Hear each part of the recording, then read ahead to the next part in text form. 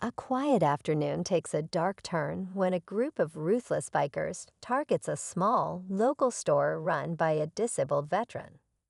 For years, this man has fought battles on foreign soil, but nothing could have prepared him for the trouble that rolls in on the back of roaring motorcycles. As the bikers demand more than just money, they underestimate the true strength of the man they've picked the wrong fight with. What they don't know is that this veteran's past is filled with a brotherhood forged in the hardest of times. Just when it seems like all hope is lost, a blast from his past arrives, his old Marine Recon unit. Will they be enough to stop the bikers before it's too late? Stay tuned as the tension rises and the stakes get higher. The veteran's name is Frank, a man whose scars tell stories of war and survival. He's seen things most people couldn't imagine: brutal battles, the loss of friends, and the harsh realities of military life. But after returning home, Frank chose a different fight. The fight to live a peaceful life, running his small shop, selling tools, and serving his community. It wasn't much, but it was enough. Or so he thought. The bikers, led by a menacing figure named Razor, have been causing trouble around town, shaking down small businesses for protection money. Frank had always resisted their threats, standing tall even when they tried to intimidate him. But today, something feels different, like they've crossed a line. Just when Frank thinks it might be the end, the sound of military-grade trucks rumbles in the distance, and an old familiar feeling stirs within him. As the engine roars louder, Frank's heart pounds in his chest.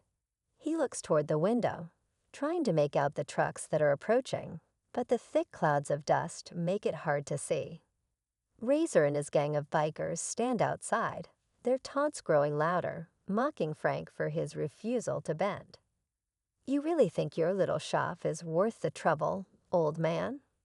Razor sneers, stepping closer to the door. The tension is thick, and Frank's knuckles tighten around the handle of the bat he keeps behind the counter. He's not afraid, but there's a cold weight in his stomach, a feeling he hasn't had since the war. Meanwhile, Razor's second in command, a younger biker named Hawk, watches the approaching trucks with suspicion. Hawk didn't grow up in this town. He doesn't know the stories of Frank's past or the kind of men he once fought alongside. But something about the way Frank stands, calm and steady, unnerves him. He can feel the shift in the air, the calm before a storm. The trucks finally come into view, kicking up a cloud of dirt. Frank recognizes them instantly. The unmistakable silhouette of military vehicles, the kind his old unit used. His fingers twitch with anticipation, but he doesn't let himself hope. Not yet. His old brothers from the Recon unit could be his salvation, or they could arrive too late. Frank takes a deep breath, setting the bat down. He knows one thing for certain. Today, he's not backing down. As the trucks pull to a stop in front of the shop, Razor's gang goes silent. For the first time, there's uncertainty in the air.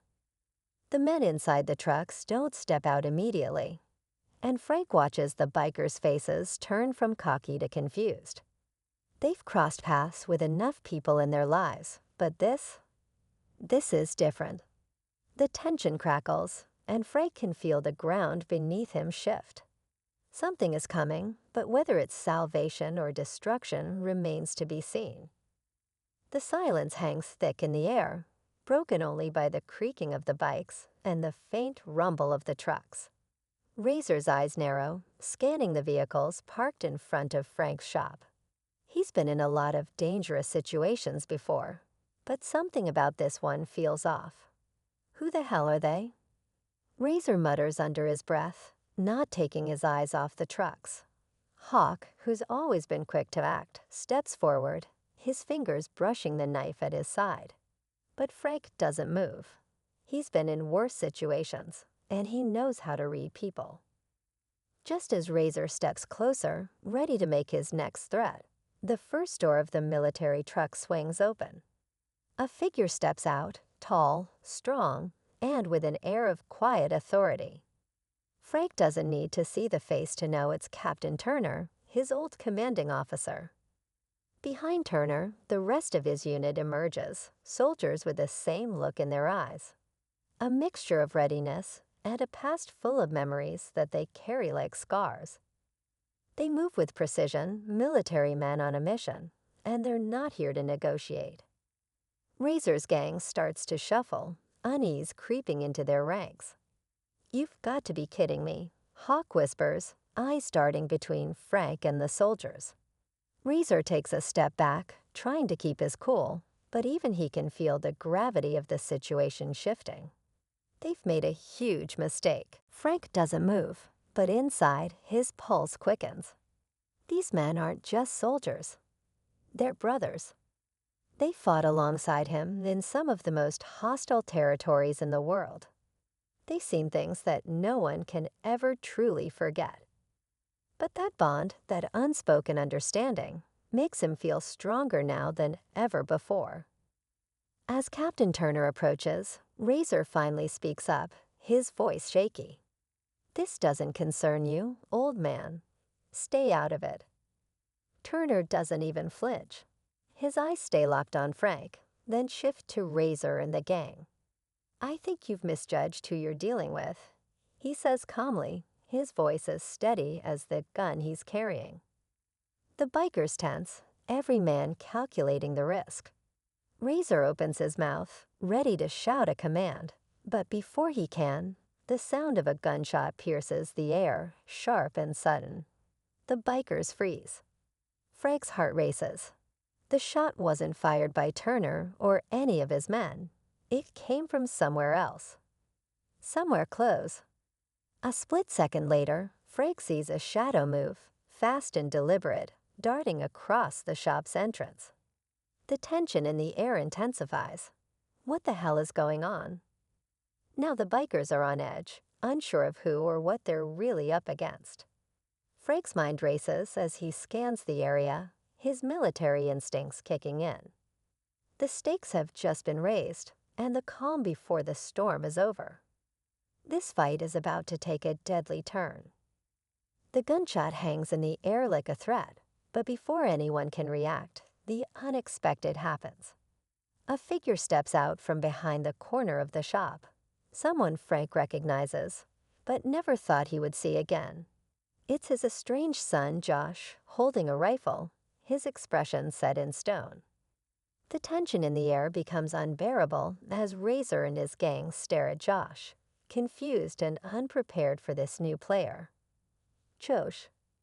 Frank's voice cracks as he steps forward, but his son doesn't even look at him.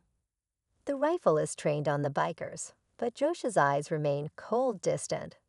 This wasn't part of Frank's plan.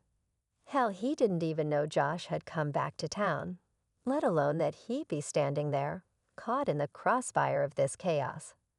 "Stay back, Dad," Josh says flatly, never breaking his gaze from the bikers. "This isn't your fight anymore."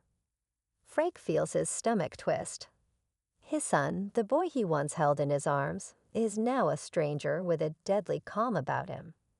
Frank never thought he'd have to face him. His son's rifle is still pointed at Razor, his face a mask of anger and betrayal, but Frank can see the struggle beneath it. His son isn't just angry at the bikers. He's angry at the world, at Frank for not being there when he needed him most. Frank opens his mouth to say something, but no words come out.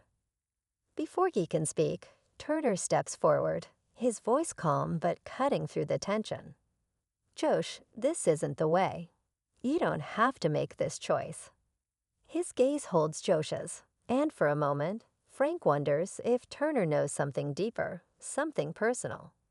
Josh's finger tightens on the trigger, but the hesitation in his eyes is enough for Frank to make his move. "Son," he calls softly, stepping toward him. "I'm sorry. I should have done better.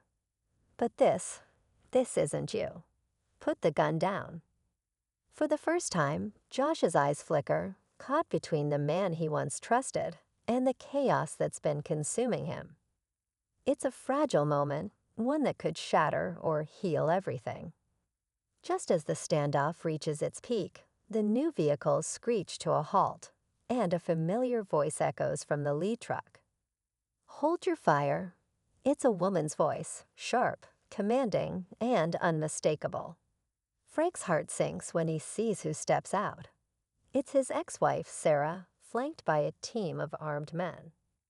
"What the hell is going on here?" Sarah's voice rings out, and she's all business. She doesn't look like the woman Frank remembers. Gone is the softness he once knew. In her place stands someone hardened by years of struggle. She walks straight to Josh, her hand outstretched. "Josh, I've been looking for you," Sarah says, her voice low, filled with a mix of concern and authority. "You don't have to do this. Whatever this is, it's not worth it." Josh's hand falters on the rifle, his gaze torn between his mother, his father, and the soldiers standing behind them. "Mom, why are you here?" "I'm here because your dad wasn't